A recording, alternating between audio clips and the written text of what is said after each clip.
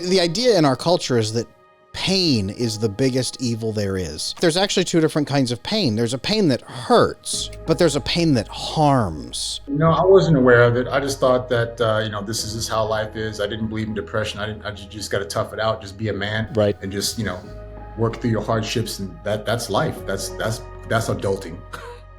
One thing that I love to talk about with athletes is exactly that drive, like that just animal drive, as you said, like the desire to just do and accomplish and perform. If you're of a certain nature and you're looking to improve in one thing, you're looking to improve in all areas eventually, right? And for me, bodybuilding brought me to that. But I've been doing this for so long that I needed a new challenge. I can get shredded in my sleep. Now that should be a course.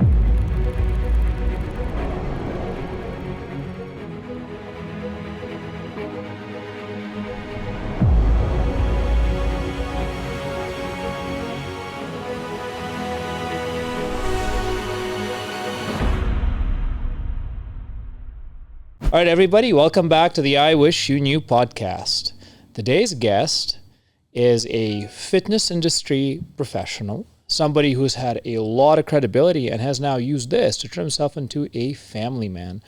AJ, can you introduce yourself? That's a little bit about what you do and how you got into this and what you'd like everybody to know that they might not. My name is AJ Ellison. I'm an American stuck in Canada right now. I'm married to a Canadian. Sorry. It's I'm getting used to it. I started off becoming known in the fitness space because I was a bodybuilder. I'd say I still am active IFBB pro. But I started off with the WBFF. I collected a few world championships, and that's what kind of sprung me into the online space quite early. I'd say I came in right behind Simeon Panda and Ulysses and those guys. So I'm kind of morphed into the grandfather of fitness. And then, got married, have 3 kids. So still doing the fitness thing, but now I'm incorporating more of family. Really, it's the F's, right? It's faith, family, fitness, finance, and what's that, 4 F's? And so I give a lot of F's nowadays. I like this line. They're funny. There you go. So there's 5 F's. But yeah, that's kind of what my page has morphed into, and it's received quite a bit of reception. On social media, once you pigeonhole yourself into a niche, you just never know what's going to happen when you start adding other things into it. But it seems like people were cool to watch the journey and watch me morph, not just with my physique, but just with everything, just as a man, right? And it's and once you have children, you kind of come into a second puberty, if you will, because your whole view on life changes drastically, or it should change if you're about your business. Absolutely. But that's it. That's me in a nutshell. I love it. I love that so much. Yeah. So this is actually perfect. So this is going to be the episode where we get to talk about how to start giving the F's. Right? You go from one F to the other F, and there's a transition of F's until eventually you have many F's. And just a quick note, today's episode is sponsored by Rugged Legacy Grooming Supply. And as you can see, everybody here has beards, and everybody who has beards should definitely take a quick look at it because it's pretty awesome. I will say this, when I wanted to have you on for this show, I was so into your family content and calling men forth, not in an awful way, but really like, be this man, become this man for your family, be the man your family needs you to be. I love that messaging. And when I told my team we were going to have you on, one of the comments that came back was, that's that guy, he's got a world famous chest, let's get there. They were so pumped. Like, you have something for everybody, and I have a deep place in my heart for men who start off in the fitness sector, because there's so many men out there who are insecure, and my sector is psychology, relationships, attachment, and it's amazing how often those two things go together. You have the stereotype of the meathead in the gym who doesn't care about anything but his abs or anything but his biceps, but it's just not true. It seems like the vast majority of men I run into who are focused on fitness are equally focused on becoming better men in general, and that overlap is phenomenal. So I applaud you for bringing that forward. I think the world needs a lot more men like you in it. What have you seen in your work with men, with people in that fitness? Are you seeing a transformation where men are growing from, yes, fitness, yes, they get in there, but does the road of fitness naturally lead to a road maybe of spiritual fitness and of emotional fitness? For me, yes. I can't say for everybody because it's a different character and mindset for different people. But if you're of a certain nature and you're looking to improve in one thing, you're looking to improve in all areas eventually, right? And for me, bodybuilding brought me to that. I got a pretty unique story because it hasn't been all, sunshine and rainbows and puppy dog tails and whatnot. Um, what got me to the fitness thing was, man, I tore my tricep getting ready for an MMA fight, and it put me out for months. And instead of instead of working through that, I went and hung out with my friends who don't do anything, went drinking every day, right? On the Wednesday, because it's hump day, Thursday's college night somewhere, and Friday, Saturday, Sunday, and then you go back to your miserable job on Monday. So you just drink your life away. And I fell into that rut and ended up getting a DUI, right? And it's not a great story. I don't love telling it, but I'm okay telling it now because I turned the loss into a lesson, and it changed the course of my life. And I share that because of that, because I want people to hear that, and maybe this might change the course of their life. But for me, just working that 9 to 5 rut wasn't enough. I had to pour my heart into something similar to like a hunting dog or a herding dog. If you buy one of those dogs and you live in a 600 square foot apartment, it's going to be a bad dog, right? Because it's going to tear the place apart. But if you allow that dog to do what it does, expend its energy, run, chase some stuff, it's going to come home and be a phenomenal dog. Now, I'm not trying to compare myself to a dog, but in a similar sense, I had to invest my energy into something. I couldn't just mundanely go to work every day like my parents did, right? Not having a passion for anything. And you see it. Mondays, you walk in slumped over, case of the Mondays, and then you feel like, it's a long week. And the only time you have energy is when you're going to work on Friday, because you got the weekend to drink yourself into oblivion, right? To forget about your job and then go right back to work on Monday again. It's a vicious cycle. So that DUI it was my bottom. I hit rock bottom. I saw the look in that cop's eyes. I just felt like a turd, right? I felt bad about myself. And that's when I realized I need to do something with my life where I don't have to escape from it every weekend and drink myself into an oblivion. So that's when I turned to fitness. And then, started going to the gym, started seeing people work out, and just looking around and seeing what the trainers are doing. And I didn't quite vibe with what the trainers were doing, right? I didn't agree with their lifestyle outside of the gym. There was a McDonald's across from a 24-hour fitness I used to go to. And I used to see your trainers go over there and get food and then eat it in their break room, right? But they're telling their clients to do this, that, and the other. And I'm like, which one is it? Like, if you got to walk the walk, talk the talk. So I thought, those guys can do this and make a living. I know I sure can. So I transitioned to that. I helped a buddy of mine on Facebook for the first time see his abs before, Instagram was a thing. And he saw his abs for the first time since high school. And I took a lot of pride in that. It was fun. And I thought, this is it. I'm going to, leave my test engineering job at Sprint and do this. But so I had a bit of a transition where I was, I opened up my own, I had my own LLC, and I was contracting out of a gym because I couldn't just transfer to a 24-hour fitness and work for $15-20 an hour. I was already in my 30s, already established as a test engineer. And I couldn't just leave that to just work on my passion at a big box gym. So I had to get, I got an LLC, and I contracted out of a small studio gym in Kansas City. And within 2 months of me kind of going back and forth between Sprint and then going and train clients, as I had the autonomy to go back and forth, I'd show up in, collared shirt and some jeans and some Chuck Taylors and train somebody and go right back to work.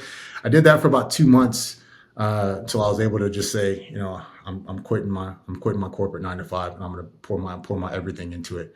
It was a scary leap, but I realized back then when Sprint was going through layoffs that nothing's guaranteed, right? When corporate, they don't need you anymore. There's no hard feelings. Just sorry, we got to make some. It's all business, and we got to make some cuts, and you're gone. And I watched that happen as I was sitting there playing musical chairs for about 5 years there. So that's what made me make the leap into the fitness realm. And I got away from having to escape and drink my sorrows away. I morphed into bodybuilding, and then that really kind of took over. The bodybuilding is really when things really started clicking. I figured out why I did what I did and how I was acting, because there's a lot of self-reflection going on when you're doing tons of cardio getting ready for a show. And once you get your body to a certain point, like, okay, what's next? Right? Then what? Right? So then I started working on this, and that was a natural transformation for me. Was that okay? I'm shredded, good for me. I've done it a bunch of times. now what, right? And that's what got me thinking, well, let me see if I can tap into some other areas of my life. And I didn't realize how broken I was. I was broken from my own childhood traumas.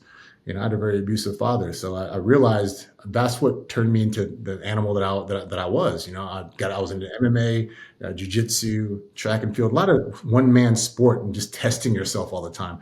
And I kind of realized it comes from that, and never really asking for help. I was one of those guys. So if I couldn't ask people for help, I couldn't ask God for help. I just do it myself. I was one of those kind of guys. And it was great for business and sports, but I was a porcupine. And I realized that I would always hold people away in relationships, just Heismaning everybody in the face, just keeping them at just arm's bay, getting too close. And, when they got too close, whether it was a friendship or a relationship, I would dip too close. Right? Yeah, so pretty standard. That's pretty standard. It's a very standard story, and it's so interesting to actually hear you describe it exactly like that, because Adam specifically works with that lifestyle, and this is a very common issue for many people who persevere.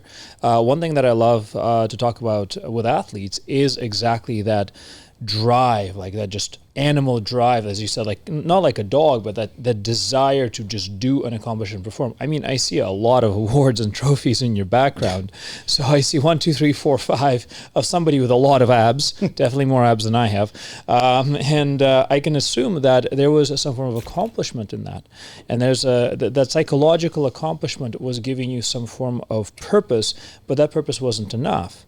So Adam, what happens to people who are so driven by one single purpose, but then are kind of getting caught up in that cycle? Oh, yeah. Well, I mean, just like AJ said, when your father is abusive and you don't believe anyone in this world is going to help you, then it all comes down to you. You have to perform. You have to drive. You have to grow. You cannot trust anybody. So when they try to get close to you, you have to shove them away. Mm-hmm. This is called avoidant attachment. I see it all the time, not just with some of my athlete guys, but also my executives that come in for coaching.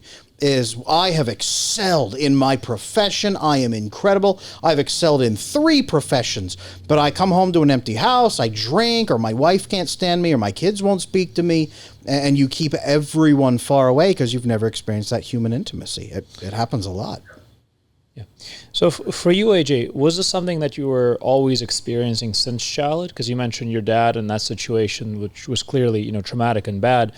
Have you always been like that, and then you kind of had an awakening and a turning point, or was there something that kind of triggered you to fall into a pattern like this, which is a dopamine pattern, as far as I'm understanding, right? Mm-hmm. Yeah. Mm-hmm. I wasn't aware of it. I just thought that this is just how life is. I didn't believe in depression. I just got to tough it out, just be a man, right, and just work through your hardships, and that's life. That's adulting. Yep. Right? Good term. I got into bodybuilding and started doing the cardio and just really getting into just some self-reflection. And it was because I have no formal training at this. I mean, there's a happy ending to this completely, but it's taken years, and something that probably could have been expedited if I would have got with a professional like Adam. But I seemed to have figured it out on my own what the issue was. I didn't think I had an issue. I never knew I had an issue. It wasn't until I started reflecting on this and thinking, wow, I think I'm more damaged than I thought, and this is why I do what I do, why I push people away. And luckily, I started that process before I met my wife and my girlfriend at the time. And it's always a work in progress. I wouldn't say I'm healed, I'm healing, right? But I started to open up that can of worms before we started dating. Finally in my 40s. So I think at that point I had enough of being single, and that's what made me decide to start looking into it, right? But I knew why, and that's where my successes came from. I was selfish, and I think anybody who achieves any level of success has to be selfish and very one-dimensional in that nature. That's the only way people really succeed to the upper echelon. Yeah. And you're able to put in the hours that no one can fathom, right? It's an obsession, or if you want to use a more positive word, passion. It's a passion, right? That sounds way better than obsession, but they're very similar. You cut it with a fine line, right? But passion is the single ingredient that allows you to put in the 60, 70 hours that the employee who puts in 40 hours can't fathom, mm-hmm. right? And that's where you start pulling away from the pack, and everybody's wondering how you're doing it. How? It's passion. You take the passion out. I'm average as heck in many areas, like I was in the corporate world. But then because I've only seen passion in my life twice, maybe 3 times now with my family. First time was track and field when I qualified for Olympic trials back in 2000, which is a lifetime ago. But I did that in the 800 meters, which is one of the toughest events. And then with the bodybuilding thing, 15 some odd years later. And it wasn't until the bodybuilding, with me being a bit more mature, realizing why I was good at that one thing, because I didn't have passion for anything else. But once that ingredient passion was kind of sprinkled on top of me, I surfaced up to the top. And then I didn't see that for another 15 years until bodybuilding came around. And again, I tend to have risen to the top again. And so I realized that was the one single key ingredient that was missing. But again, all that comes from my childhood, my background, feeling I have to prove something to myself, not really to everybody else, but really to me. It's proving something to me, myself. That's really what it was. And it was, even though I had the accolades, it was still something missing. And I knew that. I just wasn't ready. And I was also afraid to repeat this cycle, right? That's why I didn't get married to my 40s. Didn't have my boy until 42, 43. That's quite late, right? But I realized with me working on myself that it doesn't have to happen that way. It takes a bit of fortitude and gumption in that area. If I can train my body, you can also train your mind. And the body's way easier to train than it is to retrain this, for sure. But I've been doing this for so long that I needed a new challenge. I can get shredded in my sleep. So this was the next. Now that should be a course. Here's how you get shredded in your sleep. That'll definitely sell. This was the next piece was that, and it is harder because you don't see the changes right away, right? Like if I gain muscle, I'll see that fairly quickly. If I lose weight, I'll see that fairly quickly. So you get a real quick feedback. But when you're working on yourself, like how do you test that? How do you know? Well, how do you track that? That's a great question, actually. How do you track your own progress? Because you don't know you don't really know you, especially if you're changing. What are the metrics that you're tracking? Having gone through it yourself, what metrics do you track, and how do you know you're actually making progress? Yeah, I have metrics for my coaching and getting people shredded.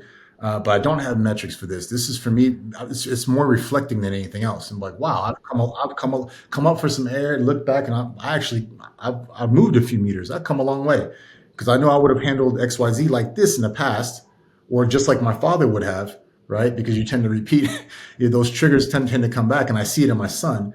And my 4-year-old son, he's healing me more than I've ever healed myself, because I'm able to now do for him what my father couldn't or didn't do for me. And it's weird. It's a healing process that's happening, and it's an ongoing thing, right? I'm healing myself from my childhood traumas from my son. And it's a cool thing to see, right? Like with him, I use words, we talk it out. It's not just an instant butt whipping, right? Like, don't know. And there's no lesson. Like, we talk it out, give him options and choices. And those are the things that I didn't get when I was a kid. And on top of that, I'll throw even more on top of this. I know that for a 48-year-old man, I am a bit emotionally immature because of my childhood.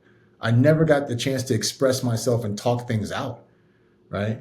And so that carried with me all through life. And I'd have a couple of emotions. I'd have happy, but I wouldn't have like emotions that you would think that I would think is negative, like sad or lonely. Like I just think that's weak. So I would have happiness and then anger. And anger is like the weakest one. But anger will transcend over the other emotions. Like any kind of hurt or pain, anger can transcend over that. It's just it's an easier emotion to manifest as opposed to the other ones. And I think that was my issue when I was younger. Most men who are high performers, they have that. Either I am feeling pleasure, what they would call happiness. I'm either feeling pleasure or I'm angry. Those are their two feelings. And I always tell my guys, like, anger is never a primary emotion. Anger is always a response. It's a secondary emotion to first three emotions that aren't being dealt with. Either you are sad, or you are scared, or you are hurt. Right? You can be hurt in a variety of ways, but sad, scared, or hurt, and then you add in the belief that that feeling will not be taken seriously. And then you get angry to make the other person take you seriously. And when you grow up with a father, like kind of you're describing, you learn that nobody on earth will ever take you seriously. So either you are feeling pleasure to try to overcome your stress, or you are angry at somebody for adding stress to your life and you don't believe that they care. And that's all that most men experience. They feel trapped between that until they learn that healthy alternative. 100%. That's spot on, man. Yeah. Spot on. What's more is really, you also kind of train your habits into your body. And I'm sure that as a bodybuilder, like the amount of time you spend at the gym, how many hours a week were you at the gym during your peak phase? 6-7 hours. Maybe during competition time, it could bump up to 8 to 10 hours a week. 8 to 10 hours a week. Typically hour and a half in the gym. Not as much as most people would think, but, right. But yeah.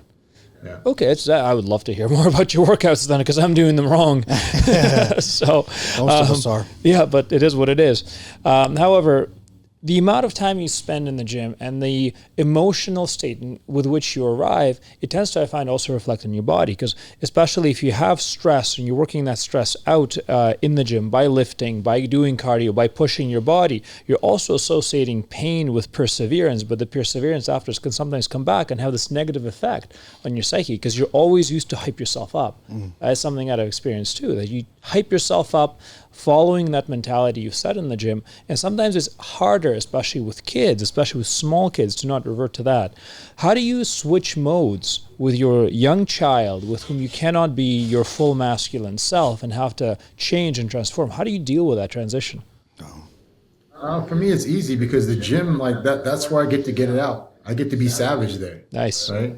Let that energy out and wear myself out, exhaust myself. And then I'm peaceful at the house. It's literally just like the dog analogy I was telling you about. Let that hunting dog run it out, and then he's not going to chew on your baseboards until your house apart. You can kill, right? So, and that was the reason for why I got that DUI back then. I needed an outlet, right? I can't just be put in a box and then work my little 9 to 5 and then that's it and go to home. And that's a horrible lifestyle for me. I had to have an outlet. You know, went from jiu-jitsu to bodybuilding. With track and field initially at first. And I realized I need that outlet for myself. If I can carve out that time for myself, then I'll be a good dog. Right. And that's it. It calmed me down. It calms my nerves. It takes the edge off. Some guys like to drink. For me, it's the working out, really just exhausting myself and just feeling like I left it all in the gym. And then I can go back to the family and be even keel. But it's also a mental process as well. You know, like this fitness is a very weird industry. You get guys who what it does is it draws everybody from some kind of pain. Everybody comes broken into fitness, right? They hit rock bottom, whatever brings them in, a divorce, or something bad brings them. They turn to fitness because they've hit a bottom, like a rock bottom. And you can either utilize fitness to grow like I did and learn from it, right, in a positive way, or you can take the negative route and just use it as a Band-Aid to pacify yourself and get all the oohs and ahs on social media, and then your ego just gets bigger and you just become a nastier, uglier human being. And I've seen that. It's one or the other, man, and in this industry. So, luckily for me, I got into it a little bit older, so I wasn't too shell shocked with the social media fanning. It didn't mean as much to me as maybe if I would have got into it at 21, and that would have been who knows, that could have went to my head like some of these kids. But for me, it was just a platform that I realized I can utilize to monetize. Yeah, and that's it. Right? Showcase my life a little bit, monetize it because I'm on it so much. And most recently, probably within the past few years, putting out more positive stuff out there, because I'm seeing way more negative on that dang thing than I am seeing positive on it. Right? It's getting to a point where I'm seeing way too much negative stuff, bad stuff, and things that this goes against my beliefs. And I'm now, so I put out the family stuff even harder because I feel like they're tearing that apart. They're tearing apart family right in front of our eyes. Right? I hear that. And I will tell you, I'm astounded. I'm continuously astounded. In a good way, I think.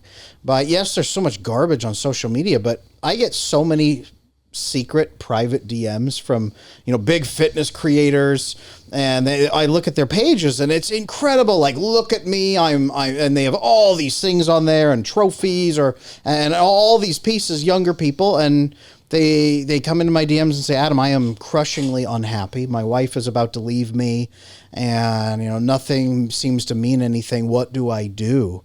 But I don't even think that's a bad thing, because what's fascinating to me is these are men who at least understand if there's something too heavy for you to lift, find somebody who can teach you how to lift it. That's why I think fitness is a pathway to a better life overall, is getting into this just like you did.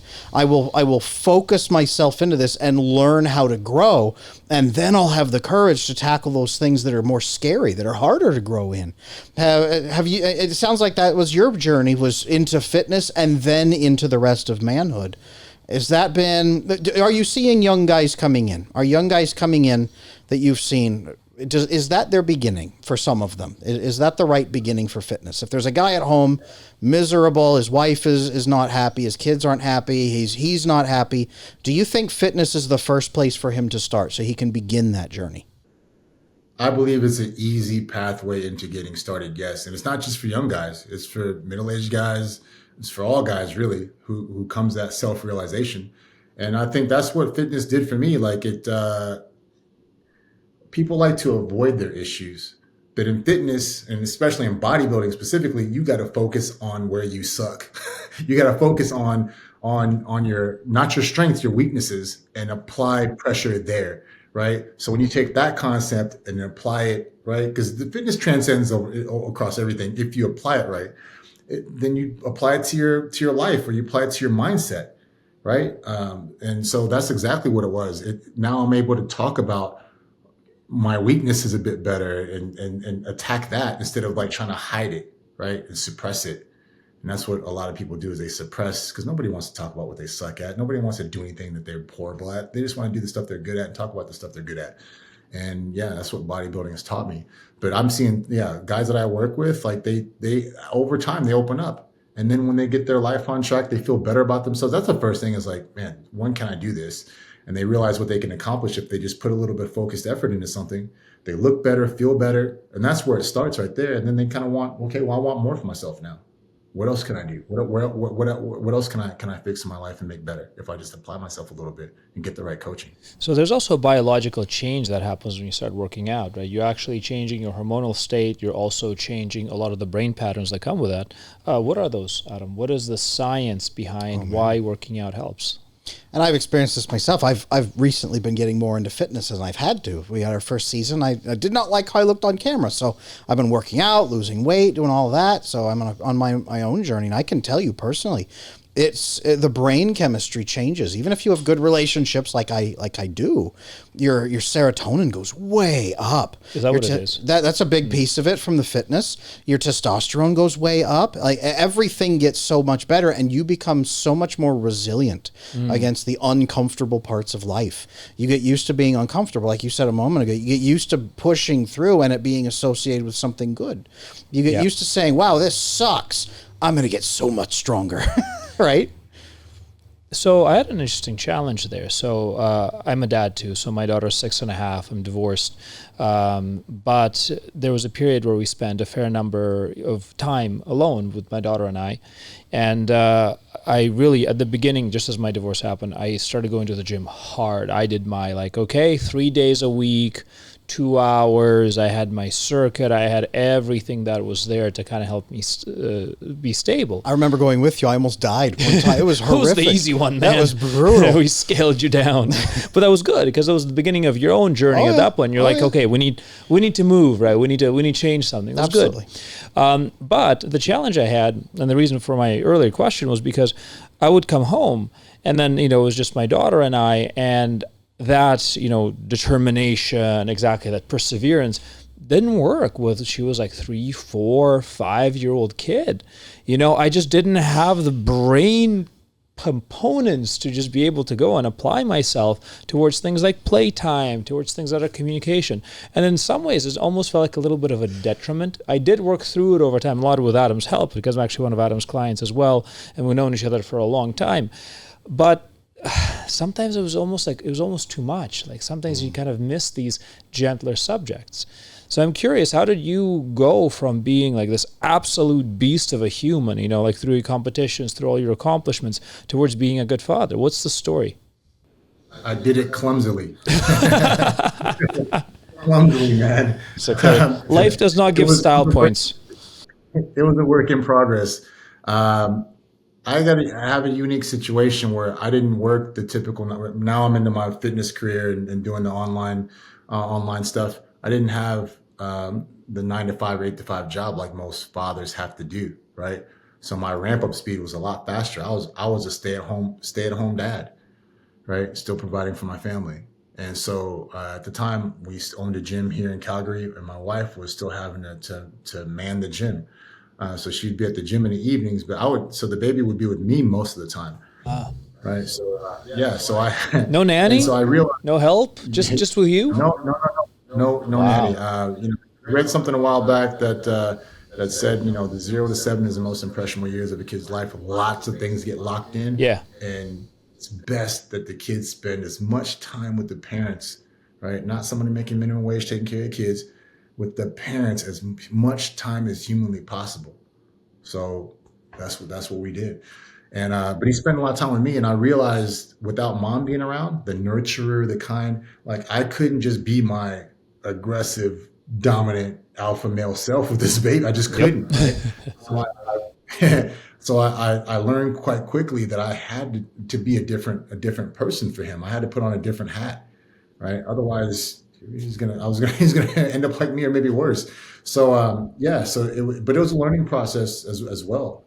But we've grown up together, and we've had lots of hours together, because I'm always, even till today, he just left with my wife because I'm doing this podcast, but we're always together. He's always with me, right? So it's when you put in 10,000 hours, right, you become a pro at something. And that's what it was. It was the time, the effort, the time that I was putting in, all those hours, that helped me get to where I needed to be. On top of that, I hired a dad coach. He was a family coach, but I hired him for myself, for me to specifically check in and talk to this guy once a week. I take notes about the things that happened throughout the week, things that pissed me off, things that went well, and then at the end of the week, go over the notes, right? I shelled out $500 a month for this, and I feel like the talk was maybe 15, 30 minutes of him just telling me common sense stuff. I'm like, damn, I'm paying $500 for this. But he brought some cool things to the table, like simple things that I don't know why I didn't think of it. But one of the things was, I would get annoyed or angry about my time being hijacked and everyone else, because of everyone else's schedules, and not knowing what everybody's schedule is for the day. Right. But in my mindset is, it's up to you to tell me if you have something you need me to do for you tomorrow. If you need a ride, you need to holler at me the night before. Let a brother know. So my day isn't all twisted up and mangled because you need a ride to gymnastics or soccer or whatever. Right. So that was always I started walking around in a bad mood. So what he suggested was, AJ, just take it upon yourself, make it your responsibility to go in there, and at the end of the night, and just have a chat with your daughters and everybody, your wife, your daughters, all the females, right? And you're going to get bonus points, because for them, it's, oh, wow, he cares about my day, how my day went. That's so nice. He's checking in with me. And all I want to know is what's on your schedule tomorrow, so you don't mess up my schedule. Right? But it was a double-edged sword, and it worked both ways. So I got what I needed out of it, and they got what they needed from me out of it as well, because, oh, dad's just coming in and check on me, and it gave us another point of contact. I'm like, that's brilliant. So when I started implementing that, it was no more bad moods about, and I was never surprised the next day about what was going to go on, because I took it upon myself to go into the girls' rooms and my wife and asking, hey, how's your day today? What you got going on tomorrow? And just have a casual conversation about it. But meanwhile, I'm over here taking notes about everybody's day. So it was cool. So having that coach really helped me with the baby. And one thing he told me with regards to my kid was, I noticed that I was quickly morphing for him, right? I was changing who I was for him quickly. And it wasn't that hard to do. Yeah, it took a little bit of time to kind of figure things out, but it wasn't hard to put in that time to figure out how to act right for this little boy, because mom's not home all the time. I'm home all the time. Um, and I was still short with other people, grown-ups. So the guy said what he said, the coach, he said, well, you need to look at everybody else and start speaking to their inner child. Oh yeah. Same way you speak to your son.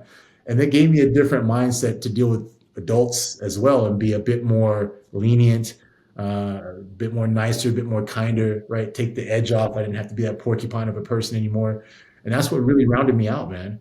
But yeah, it's because I'm a stay-at-home dad, I get more time to practice these things than most other dads do. Well, it's also intent, right? Because you actually intend to be that. I mean, if you could be anywhere, I'm sure you can hire a nanny and you can go to the gym or you can go out do talks or whatever, right? You can keep yourself busy, I'm sure. But the intentionality of you being that staying home dad really does count. Now, there's something that you said that I'm very curious about, Adam, from the perspective of psychology.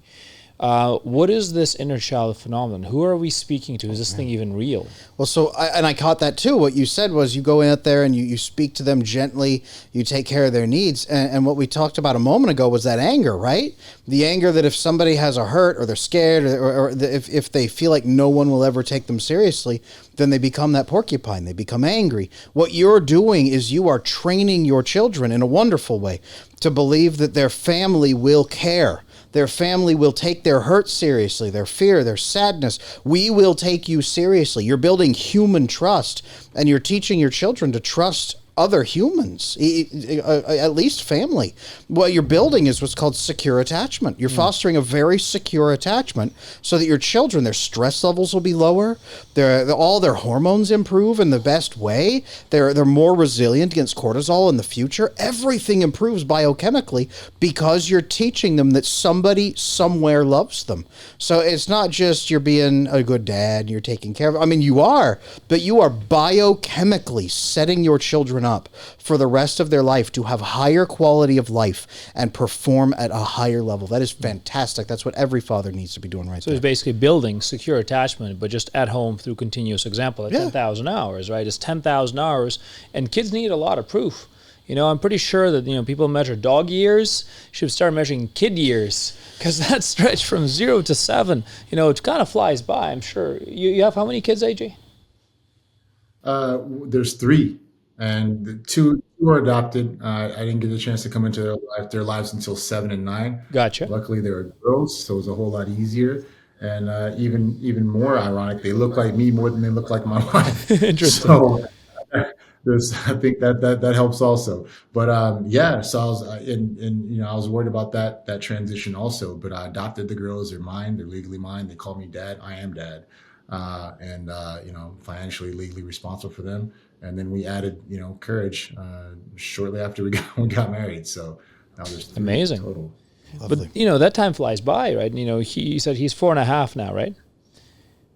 Yeah, right. He'll be 5 in May, and you don't get that time back. That's the thing. I see a lot of parents wishing their kids' lives away. I can't wait till he's in school. I can't wait. I'm like, bro, like you don't get that back. You can do it over with another child, but that's lost. It's gone. And you will pay for that later, right? People don't realize that these are things that you will pay for. So that 0 to 7 stretch, sure, it's going to be, only maybe 10%, maybe less, hopefully less percent of their life. But that moment is going to formulate everything because that's when that secure attachment forms. Yeah. One thing that I also find valuable in that is by learning how to provide and deal with that as an adult. You're also, as you said, AJ, able to provide that to other adults, and you're actually able to help them feel secure attachment. I think that's what you were talking about when you said speak to their inner child, right? Is that correct? Yeah, 100%. And because it was more of, I asked him, I was like, why am I so impatient with people? And of course, it all comes from my past. But to deal with that, he just put it in a really good perspective to help me cope and deal with people a whole lot and just in a better manner, right? And then once I started doing that, like the communication gets a whole lot better. Like people like it. Open up to you a lot more, right? They feel comfortable and they trust you a lot more when you you're gonna, they know you're gonna manage their vulnerability, right? So that inner child that people have, is that broken attachment?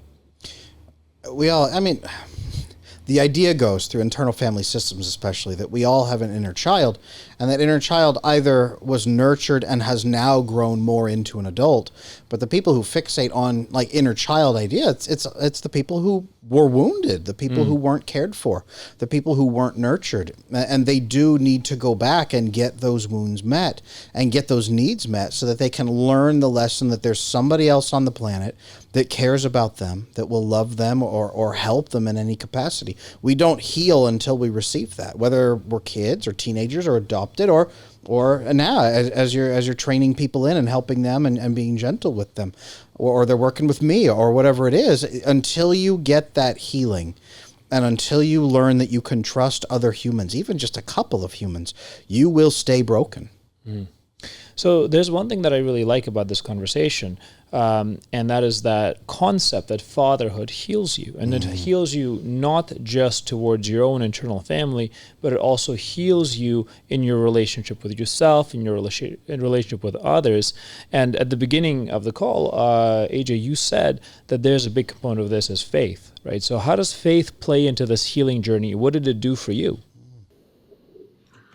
For me, well, I've always believed in God, and I don't even know if that's a topic we can even touch. But by all means, go ahead. I'm not afraid to do that. That's part of what I believe being a strong Christian is not hiding behind anything and putting it out there. Both Adam and I are Christians. We get it. We actually like it. We're trying to put this out more because we think it's an integral part of healing attachments in society. You have to talk about this. We don't talk about this, then simply people will miss a critical component. Like, it's an obligation, I find. Yeah, 100%. And it's also being attacked now. Yes. And they're trying to, here in Canada, at least in Calgary. I'm Canadian, spent 25 years in Canada. So it's really? Very relevant. Yeah. Cool.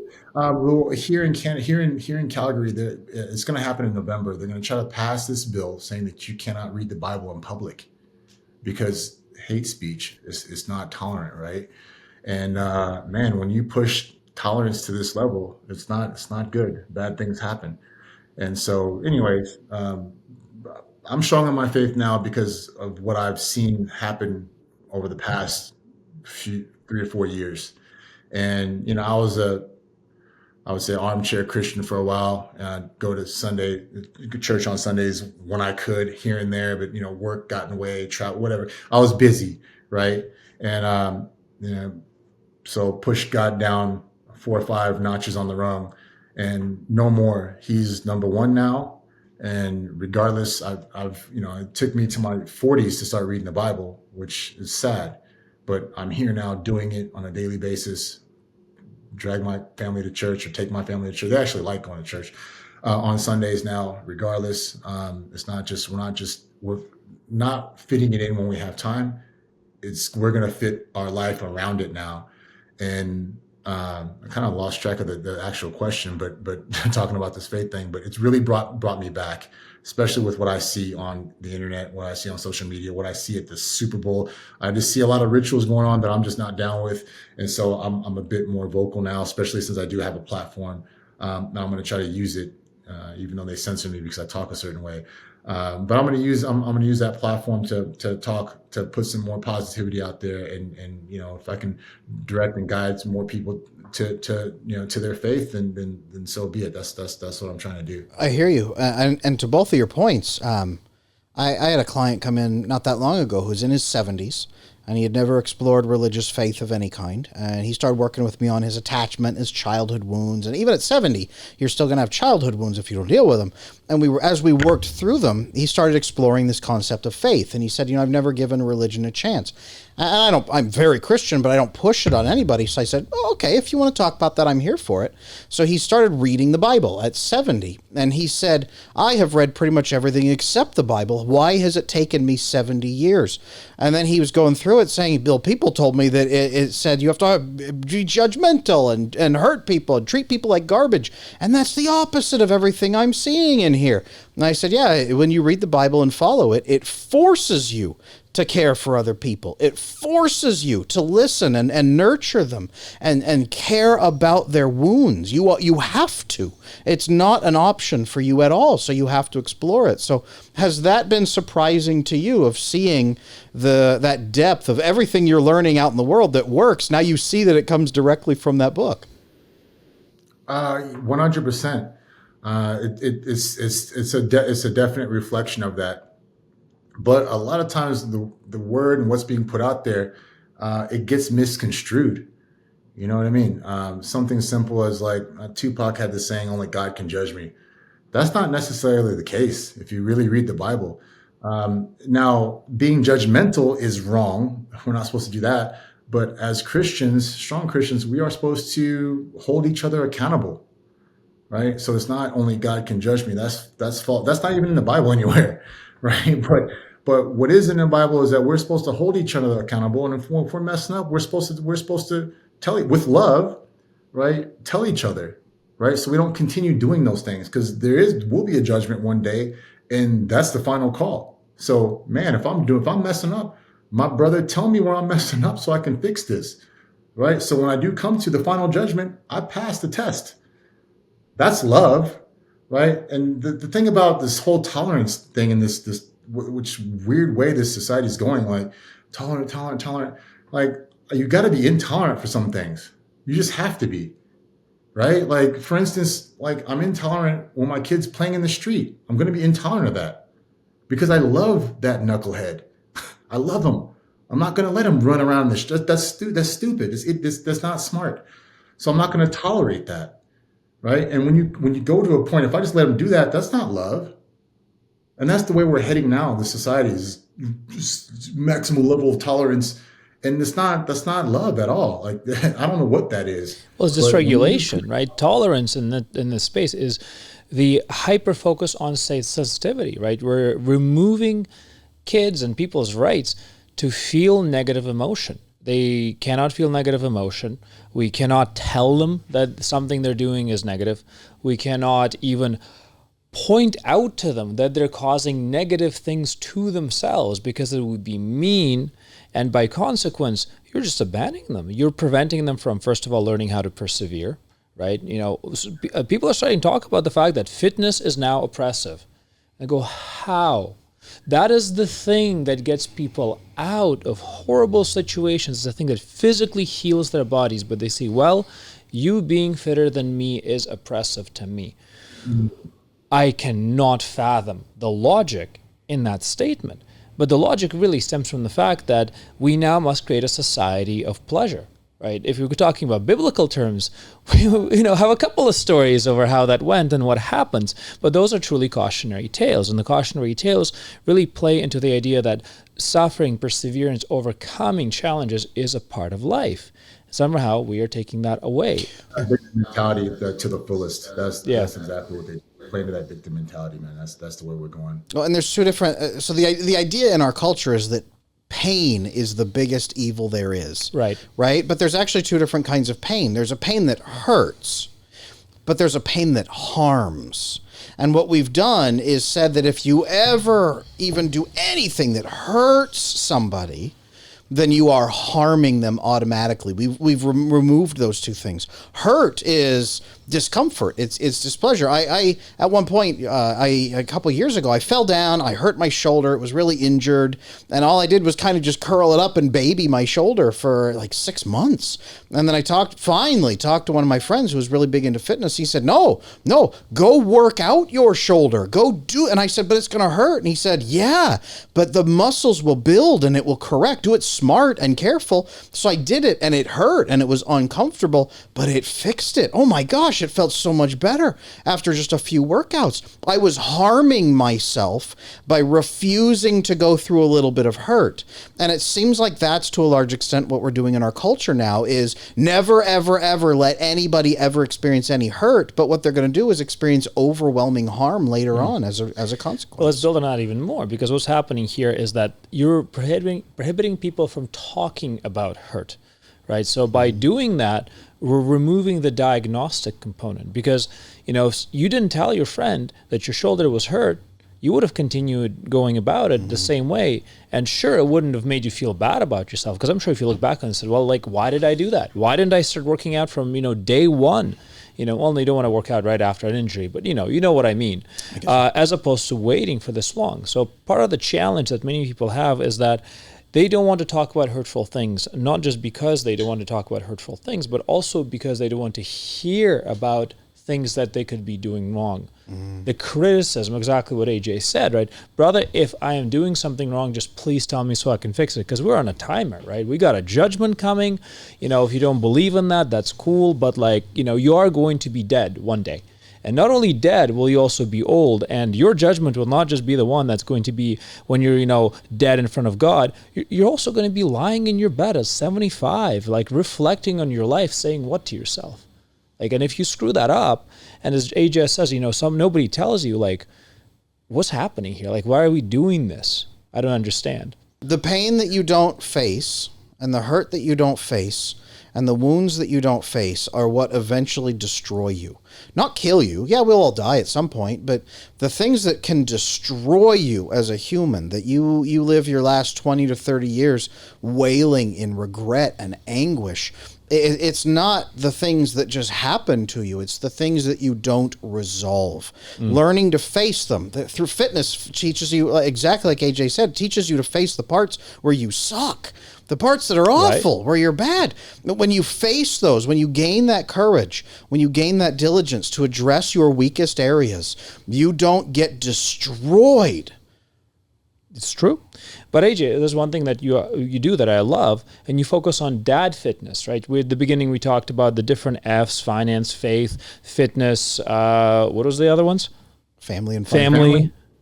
Yeah, I put it in the order of faith first. Faith first. Family. Yeah, family. Fitness, finance, and of course, yeah. Yeah, awesome. But definitely faith and family is the first. That's got to be number 1 and 2 for me. Yeah, well, it's internalization, right? If you cannot fix your family if you're broken on the inside. You cannot help them walk with God if you yourself are off the path, because we're going to lead them. So one big thing that you do is you coach dads, right? You do dad fitness. You help dads, balance all of these multiple responsibilities they have and coach themselves towards, embodying that. How'd you get into that? What drove you to that in light of what's happening in the world? Well, it took me to be a dad to get into that, because once I became a dad, I realized this is why dads get dad bods. You start dadding. It didn't make sense to me. I'm like, just because you got some kids, you can still carve out an hour a day to do work on yourself. But then you have 3 kids, your family of 5, you running a business, and life starts to happen, and it happens fast. All my kids are into sports, and they're being pulled 10 different directions, and it's a lot. And that's when I realized, okay, now I see why the average dad don't look like this. They look like something else, because they're getting pulled 20 different directions, and they feel like and the thing is, and it all comes down to scheduling. People is that it? Are horrible Just schedule? at schedules. Interesting. A lot of it, because even everyone I talk to, all the people I work with, they have time that they waste on their phones, on TV. You talk about the TV shows they like to watch, and their hobbies. They have other things they have going on, but the health and fitness gets pushed to the side. That's last, right? Okay, well, stop scrolling on your phone for an hour. That's a workout right there. 45 minutes. And you tell me all the TV shows you watch. I'm like, that's time right there. It takes an hour to watch a TV show. So we find time, right? That's push-up time. At the end of the day, you can go to bed a little bit earlier and get up a little bit earlier to carve out time for yourself. Because what do most dads? Most dads can't. What they can't do is go to work and then go straight to the gym afterwards, like the single guys do, like I used to at 5, 6 o'clock, because they're gone all day. Right. And then you got to bring your butt home and be a dad. Right. But you carve out time in the morning, and sometimes I go to the gym at 6 a.m. and I see who's there is typically the dads, because they're carving out that time for themselves before they go to work and then before they go home. And so it's just finding structure. Or maybe they can work out during a lunch break. We just find a time where they can work out. Right. And then make that into a routine. And it's always hard at first, but once you make it into a routine, it becomes second nature. It just takes some time. Just like that guy when he told me, my dad coach, when he told me, hey, man, you take it upon yourself and go and ask these girls, ask your wife, the girls, just ask them about their day and ask them what they got on the schedule for what's on the docket for tomorrow. Something so simple, and I didn't do. Right, I kind of do that same thing with dads. Let's find out where you have time. Right, you have time. Right, even the busiest guys have time. Right, I don't really care for the owner of Facebook, but like look at him. He has a six pack now. He's doing sad. He's a pretty busy guy, and yeah. So again, if busy guys can find time, so can you. We just have to figure out a solution for you. So how much time, as a dad, like what is the minimum amount of time that you need to carve out in order to start making physical progress? Maybe not go to a 12 pack or whatever, but look good. Yeah, 30 minutes, 45 minutes, and I'd say three to four times a week. That's it. Right, that's a good place to start. Right, and usually when they start there and they see the progress, all of a sudden they find more time to put in work. Right. I'll second that as a dad. I got 5 kids. I got my wife. I run a business. And that was one thing. It was like, oh, how much time can I allot to this? So what I started doing with me and my wife in the evenings, we have a home gym system. We have workout equipment. And we've combined our time together in the evenings with working out. So we'll put on a show or something. Then we'll sit and work out and we'll talk all at the same time. So it's all 3 in one big cluster, for a half hour, for 45 minutes, an hour. And that has made a big difference on our fitness, our marriage, everything all together. It's been an incredible boost. For me, what I did was that I got a trainer. Like when I was trying to get myself back in order, I just got a trainer. I put on a schedule. I paid the money, and the trainer, he was a great guy and whatnot. And he helped me a lot, but also just the accountability. It's like, I have a call. It's like, no. This is your gym time. Like that's it. Let's go. It doesn't matter if you do well or not well. You have to go. That's a big deal. And people are different. Some guys are really good with the nutrition side of things. Some guys are really good with the workout side of things. And if workouts if that's your weak spot, your Achilles, then that's the best option is creating a schedule and relying on somebody else, right? Put it into your calendar like an appointment, like a meeting, and it has to happen. Yep. Right? Even if you don't want to go, you set the appointment, you paid the money, you ponied up, and that's going to get you to go and get that workout in. But really, you have to combine the two. The nutrition piece comes along with it. And if you're working out 3 to 4 times a week and you're watching what you're eating, you're watching your calorie intake, you're going to see some results. And that's the thing. You can't really knock the nutrition side of things. That's key. Because you can't outwork a bad diet, right? Because again, how long does it take to burn 500 calories on a treadmill? Maybe an hour-ish, maybe, I don't know, 45 minutes if you're really getting after it. If you're kind of lollygagging, maybe more than an hour. But that's a lot of time. But you can inhale 500 calories in minutes. Oh yeah. So you can never outwork a horrible diet. So they really should go together like peas and carrots. And I kind of put the dieting and working out similar to people who smoke and drink. I see people quitting cigarettes, right? But when they go out to drink on the weekends, they bum cigarettes off their buddies. So they just go. Apparently they go together. Right? Similar concept. When you're putting in some work in the gym, you're putting your hard effort there. You don't want it to go unnoticed, or you don't want to waste it. So you start to watch what you eat, and that's when you really see things move on the scale. Is when you're doing both the working out and the nutrition. It's literally like taking a candle and burning it on both ends to really expedite the process. Yep.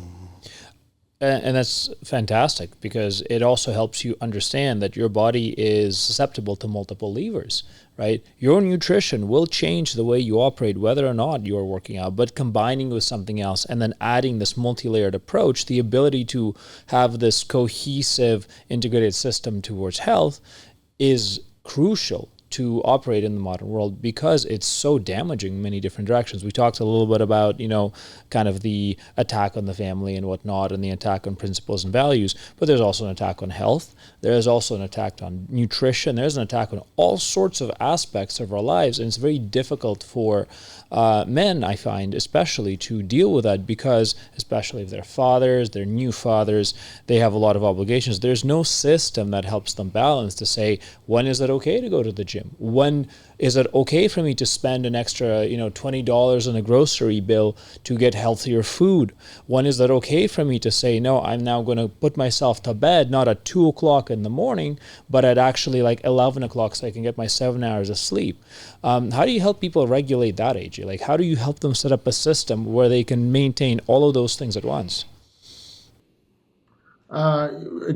Each person is different. Some guys work night shifts, so they're going to have a completely different schedule. But I just have them write everything down, right? And you have to prioritize what's important, right? And at the end of the day, TV and the other little frivolous stuff kind of falls off the wayside.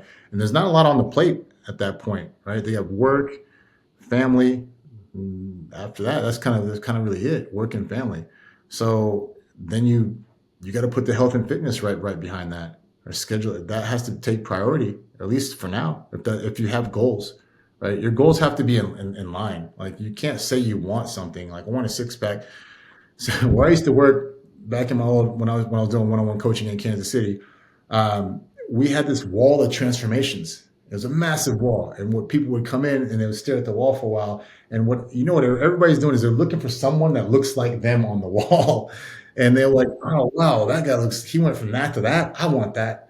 I said, well, let me tell you what this guy did to look like that. And then we can have this conversation again, right? Because again, the goal, the efforts have to match the goal. Right. This guy was eating 5 days out of the week, an hour a day. He was watching his nutrition. He had one cheat meal a week. Oh, okay. I wouldn't do that. Then now we got to reassess those goals. So what are you willing to do? Right. And then let's make those goals realistic, because you're never going to get there with you wanting to drink your wine, every other day. And then you're only going to work out twice a week, blah, blah, blah. So for me, it's not so much really figuring out their schedules for them. It's me making them figure out what their real goal is and what they're willing to do, and trying to make them match. Yeah. Because everybody wants to look a certain way, but not everybody's willing to do what it takes to look a certain way. Right. Well, it's like principles and priorities, right? You can't be a millionaire just sitting on your butt playing video games. Like, there's got to be a path there, man.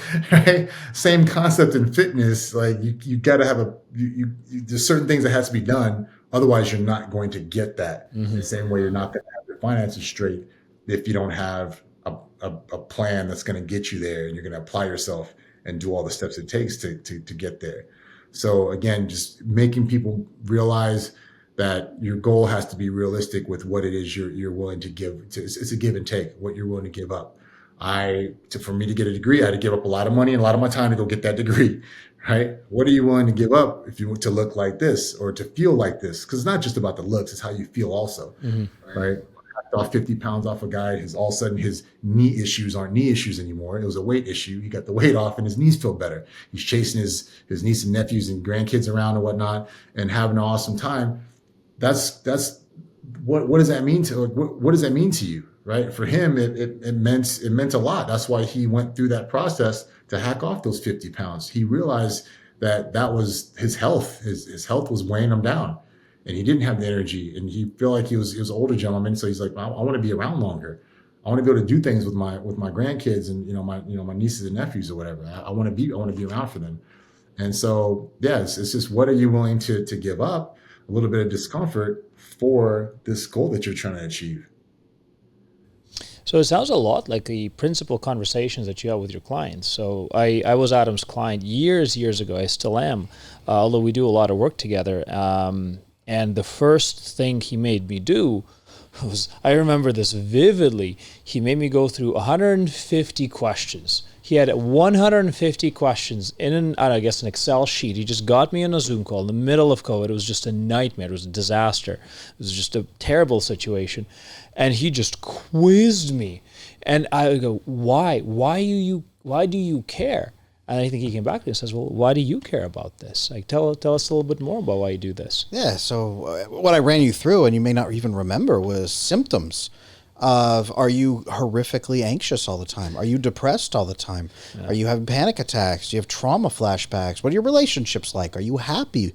And many of the things that you run through with fitness, can you run? Do you get winded when you brush your teeth? Last time you picked up your kids, did your back break? Like stuff like that. And you run through, what is your quality of life like? Mm-hmm. And when you get people to look at quality of life, and then you get to say, okay, you don't have to have this anymore. Your quality of life could be this. What are you willing to do to get this? And just like AJ said, are you willing to put in the reps? Are you willing to do the work? Are you willing to, in my case, with my clients, have the painful conversations? Are you willing to face the fears? Are you willing to talk to the people that you haven't talked to and told them the things you need to tell them? And to AJ's point, what is your goal? What's your pathway? Very same thing. How many guys, AJ, do you have come in when you work with people? How many guys come in and then they just wash out because they say, I'm not willing to do anything, versus how many at least lean in a little bit and begin the journey? We have a pretty extensive, we ask a lot of questions too before we start working with people, and that weeds out that mindset. And that's always been the goal, right? Not to just, it's not an all comers meet. Right. It's, I want to see if there's a pilot that's lit there on their own.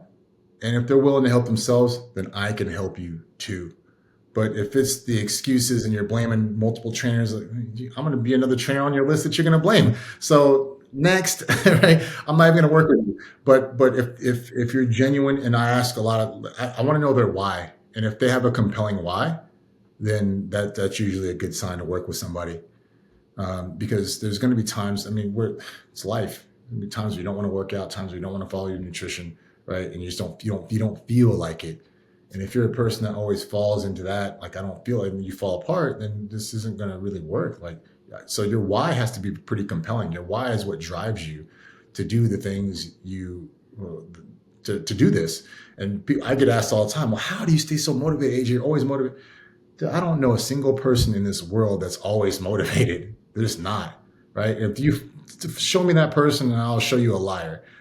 It's not my motivation. I tell them on social media, it looks like I'm always motivated. I'm not. It's my discipline. It's the discipline that carries me through. I'm not motivated all the time. I'm not. Guys, you're getting your life in order. Fitness, family, finance, faith, all of that is getting in line. Are you looking the part? Are you taking better care of your outside? Are you showing people who you really are? Rugged Legacy Grooming Supplies is going to take care of your skin on your face, take care of your beard, and show people the good pride that you take in your fitness and in your looks. Use Rugged Legacy Grooming Supply to look like the man you need to be. How do you build discipline? What is the secret to building discipline from a guy who clearly has discipline? That's a good question. I think mine was developed organically, so it's really hard to break that down for me. I know Adam will probably have a real scientific answer for that, but it's my whole life has been that way. But for me, it was that always fighting to prove to myself, and that's what brought my discipline. I was forced to do some Okinawan Kempo when I was living in Japan. When my father was stationed in Japan, so that was my first dose of discipline. I got drugged to these classes on Tuesdays and Thursdays, and it's not like in the States. In Japan, they hit you with bamboo sticks and whatever. Yeah. So I used to get drugged to that. I hated it. I remember just getting my butt kicked, coming back with welts on my forearms and shins. I'm like, why am I doing this? Why do I have to do this? But it taught me a certain level of discipline. And then sports has been a real big part of my life since then. And you taught a lot through sports. You taught discipline, right? Through sports, you show up on a daily basis. The practices aren't that fun, but winning sure is fun. So you do what you got to do to put yourself in that winning circle, right? You sacrifice time with friends and family. You sacrifice blood, sweat, tears. You pour into it. And what I love about sports and bodybuilding and in general, all the things that I've competed in, is what you pour into it. There's nothing more or less. Right? It's what you pour into it is exactly what you get out of it on the back end. Right, you invest $100. It's not going to be $1,000 in there. It's going to be maybe $101. Yeah. But what you put into it is exactly what you get out of it. And that's kind of the motto. But that's where my discipline is cultivated from. Was from all the sports that I played. And I knew that if I showed up like I'm supposed to, and I invest this amount of time and effort into something day in, day out, I'm gonna get some pretty good results at the end of that. I gotta ask. I really gotta ask. I'm so curious. I did Japanese martial arts too for a lot of years. How tall are you? Because you look huge. But no, well, I guess in the bodybuilding space, I would be considered tall. But I'm 5'11". Okay, so you're 5'11", you're jacked. How did that work when you came to Japan? Because I've been to Japan and most of them are pretty small. So what was that like? You must have been a giant during the trainings. Oh no, I was a kid there, man. Oh, you I were a was a kid kid. there. I did my childhood years in Okinawa, Oh, Japan. that So is yeah, awesome. I went to school in the military base, Kadena Air Force Base. Gotcha. So I was English until 3 o'clock, and then we lived off base in the Japanese community, and I'd be running around with Japanese kids with the afros and Damn, the apes. that's awesome. Yeah, after three That o'clock. must have been quite the childhood. Did you still speak Japanese? Do you remember any Japanese? Yeah, not as fluent though, right? Because I've been out west ever since junior high. But Gotcha. as a kid growing up, it was thinking and dreaming in both languages. Wow. Because my mom would just speak Japanese. Of course, my father would speak English. I went to an American school, but I was playing with Japanese kids after school, so it was a really unique experience. Yeah, that sounds crazy. I was just curious, but what is maybe some of the craziest or the most inspirational stories you've seen during your transformations? Like, are there any that you can share? Changing names and details, but like, what's really impacted you and really helped you frame yourself as a coach? Inspire the people at home who are just thinking about that journey. Like, what are some of the biggest transformations you've helped people achieve? Oh yeah. For sure. The one that really pops into my mind was a guy that lost about 100 pounds. And it's funny, like he kind of creeped me out actually. He we got he got to know me through Instagram, but after I got to know the guy, luckily he told me way after we already we have a relationship now. But he told me after the fact that he's like, yeah, Instagram wasn't where I really found you at first. I mean, I found you there, but the first time I started following you was on MySpace. I'm like, MySpace? I wasn't a fitness influencer then. I wasn't doing none of that. That's really creepy. But that's the first time he ever saw me was on MySpace when I was living in Houston, Texas. Back then I was what was I doing? I was building service for Hewlett Packard. That was my day job, and I was doing jujitsu about 4 or 5 hours a day, and really getting into that jujitsu space and competing in jujitsu and slowly migrating into MMA by the time I moved to Kansas City. And MySpace was just it wasn't I wasn't using it for anything. I wasn't trying to be influential. It was just that's back when you can punch in the codes, and I had a Louis Vuitton background, and yeah, I was just trying to I don't know what I was doing. I was just playing on MySpace, but nonetheless, that's where he found me, and so we kind of built this relationship. And when he first reached out, he was just asking for like a one-off meal plan. I'm like, bro, a one-off meal plan is not going to do a whole. Mind you, at that time he was 330 pounds or something like that. So I was like, this one-off meal plan is not going to get you very far, but I just want to let you know. He said, I just want to buy one meal plan. I said, okay, this will probably last you for a little while, but things need to be adjusted as you become a smaller human being. We got to adjust the calories. I don't know what you're doing for your workouts, what you're doing for cardio, but whatever. So he played around with that meal plan for a couple of months, reached out maybe like 3 months, 4 months later and said, hey, I'm ready to stop. I'm ready to quit messing around. I'm ready to train. And I was like, why? He's like, my wife's pregnant. And that was his compelling why. He wanted to get himself right physically, mentally, even spiritually before his boy came out so he can lead better. And I was like, damn, that's a strong why. And his son was born before my son was. So I think Nikki was pregnant at the time when he was telling me this.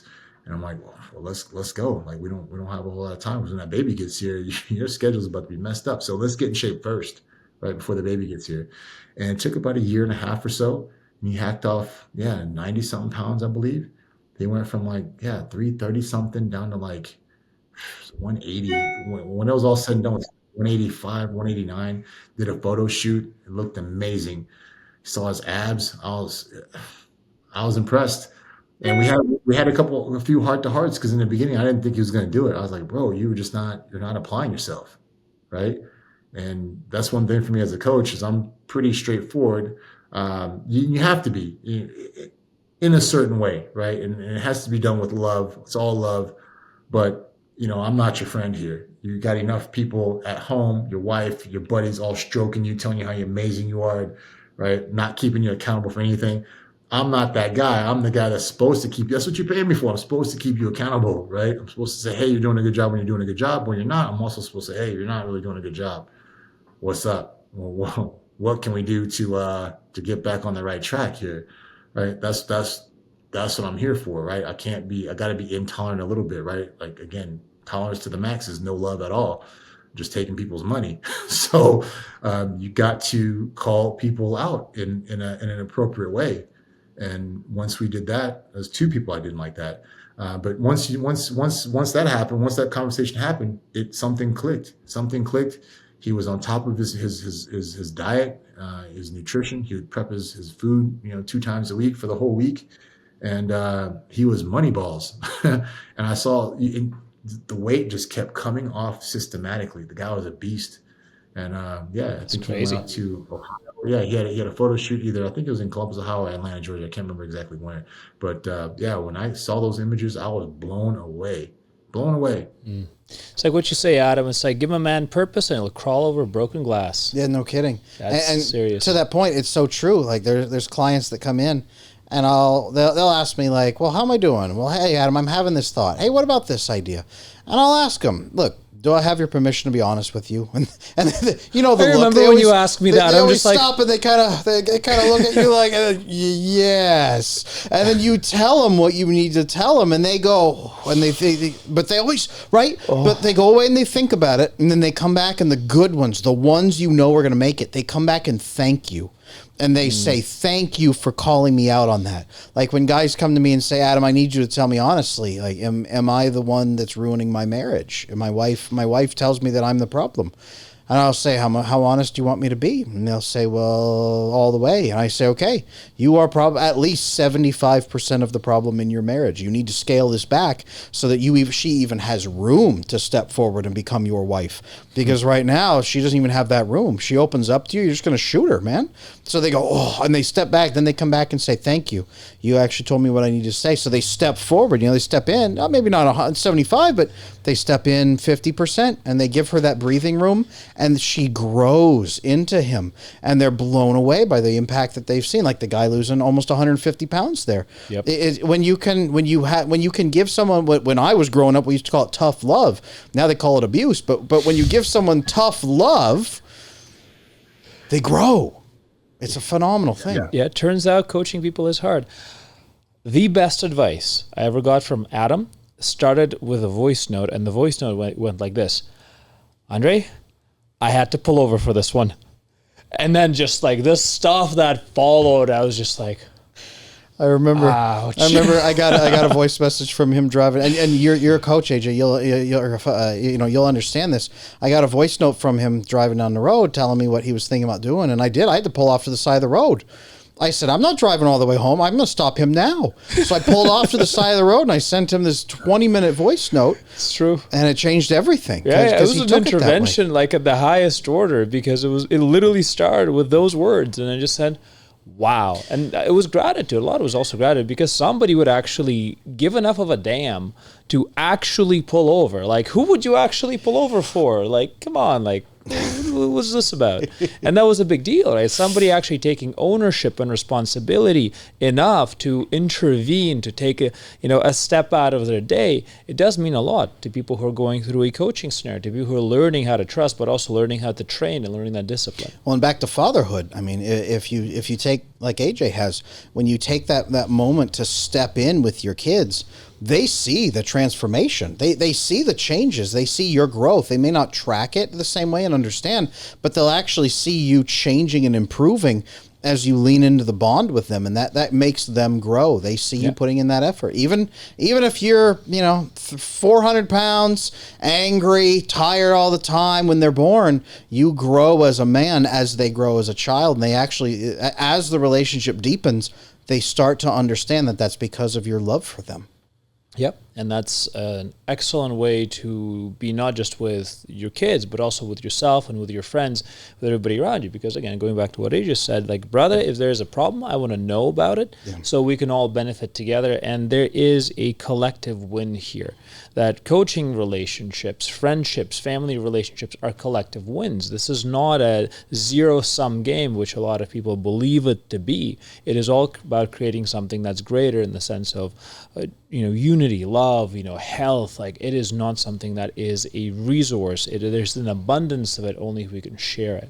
Well, and here's one more point is, men like AJ, I mean, you are exceptional. We look at you and we look at all the things this man has done. Okay, he started off with the Olympic track and sprinting and everything. Okay, then he went into fitness, has what one of our guys on our team called like the biggest chest in the world, like the most famous chest in the world. But now moving into faith, moving into family, moving into finance, like that's exceptional. And every man in the world is called to be exactly the same, because none of us can be on the fence. We can't be spectators.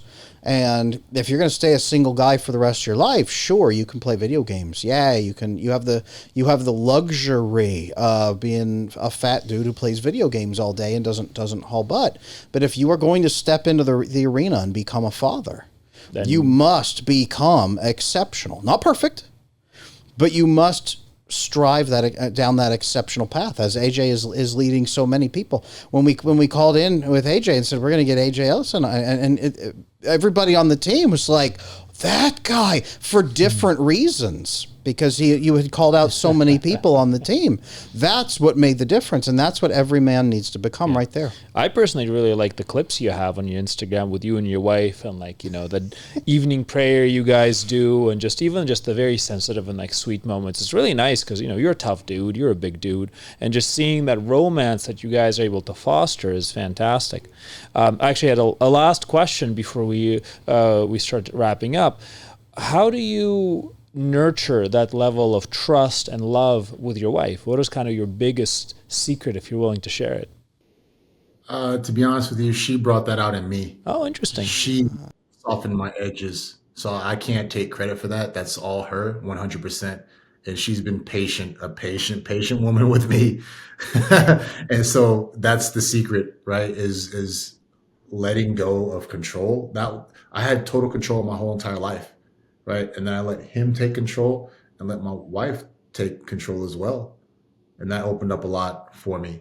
And maybe that's the secret, right? It wasn't my doing, but it was my choice to relinquish some control, and that's the result of it. Trust. Right? Two things there. Yeah. And as a married man myself, what I'm hearing you say is marry the right woman and be worthy of that level of devotion so that she can bring that out in you.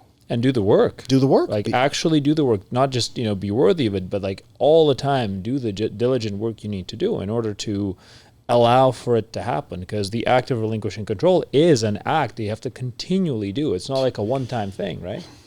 So I can't stress that enough. And, I don't think I put enough emphasis on it. It's not easy. Yeah. It was hard for someone with my mentality and personality to do that, to relinquish the control like that. And, I know a lot of guys out there like that. So, it's a scary thing to do because you've never done it before. Right. 100%. If you think the right woman, she'll bring out the best in you. If you let her. That's how if you let her. Yeah. AJ, what a fantastic episode. Thank you so much for coming on. Can you tell us a little bit more about where people can find you, and also how can people work with you and learn from you? Yeah, absolutely. You can find on Instagram. It's just my name, at AJ Ellison. And I've just been working on a recent project lately. I just know that one-on-one coaching or online coaching, getting that one-on-one coaching can be quite expensive, and everybody can afford it, especially this day and age with the inflation going through the roof. So, I still want to work with a lot of people. So what I did was I created a community on the school app. And for $35 a month, what I did was create these video modules to teach people how to create their own nutrition programs, how to create your own workout programs. And with the community in there, with the like-minded individuals and myself, all chit-chatting, and we assign each other, assign people accountability partners. And I continually post tips on workout tips, nutrition tips, and also delicious recipes for breakfast, lunch, and dinners and stuff like that. $35 a month. Like that's Netflix, man. Like $35 a month. You can have Netflix, or you can have a life-changing experience with an accountability community. That's $35. That's amazing. I love the goal here again isn't to break the bank, because again, I see what's happening with the inflation. It's crazy. And so, I want to give back a little bit, and I want the value to be higher than what they're paying, so they're happy with what they're getting. Yeah. I love the community building aspect of digital media. I really, really do love it, because it helps you create so much goodness in the world, right? It really helps you understand that many people are at such early stages in their journey that anything you give them truly helps. Like any piece of content, any discount, any step forward where you give more than you ask for, it is just a beginning of a rung of a ladder that they get to climb over time. And even, we do digital media professionally, and that people don't understand that actually starting small helps build trust that down the line will help them also feel more comfortable with spending more, but also building more trust and taking bigger accountability. So it's really good that you're doing something like this, AJ. It's a fantastic thing. So everybody, please go check out the links below. AJ Ellison's fantastic as a guest, fantastic as an inspiratory account for anybody looking for relationships or fatherhood advice. So really, really go for it. Adam, where do we find you? I am Adam Lane Smith, the attachment specialist. You'll find me on adamlanesmith.com, where I have my own mentorship community on there to start building that right now and build that accountability. Same thing, AJ. This world is turning into a digital hub where you will find your neighbors online. If for $35 a month in that capacity, you're going to find accountability people for fitness and for health and recipes. With me, for my community, you're going to find mentorship. You're going to find people taking care of each other and growing those communication skills to each other. Yeah, we kind of took the same process with Adam, because one of the biggest things that we've had as we've built Adam's business together was trying to understand how to keep it sustainable but also accessible. So for Adam's mentorship, we made the decision to keep the cost of the lessons at about maybe $20 less per than group $20. session. Well, less than $20 for a video call. Yeah, it's a program you have to get into it to have the commitment, but nonetheless, it's always about trying to get people the beginning rungs of help, and that's it always pays off. Like, really giving people a chance, as you told with a story with a guy who lost like 100 crazy pounds, like it's giving people a chance and being consistent and persevering with them so they can learn that really makes a difference. So yeah, 100%. Yeah. Where can we find you, Andrey? At Andrey Korikov on Instagram, and veritascreative.media is my website. This is where my digital media agency runs. And if you're curious about content creation, some aspects of our incubators, like the work we do with Adam, check it out. We have an academy that's launched now as well, so where we teach creators how to be creators. And I love the same idea of building communities around something that's inspirational. So it's been a blessing, gentlemen. Thank you very much for joining us. AJ, thank you so much again for the time. You're a very cool guy, and look forward to seeing more of you. Thank you, guys. I appreciate you having me on the show. Awesome. Thank you.